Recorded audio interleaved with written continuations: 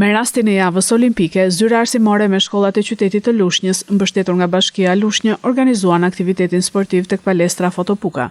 Aktiviteti u hap me nxënësit që ishin ndarë në 4 grupe të pozicionuar në 4 pikat kryesore të qytetit. Nxënësit me pishtarët në duar u bashkuan në qendër të qytetit me njëri tjetrin në një mini maraton që përfundoi tek palestra Fotopuka, duke ndezur flakën olimpike. Kryetaria e bashkisë Eriselda Sefa dhe drejtoria e Akademisë Olimpike Enkelejda Çaushi, të cilat ishin të pranishme në aktivitet, përshëndetën nxënësit dhe mësuesit.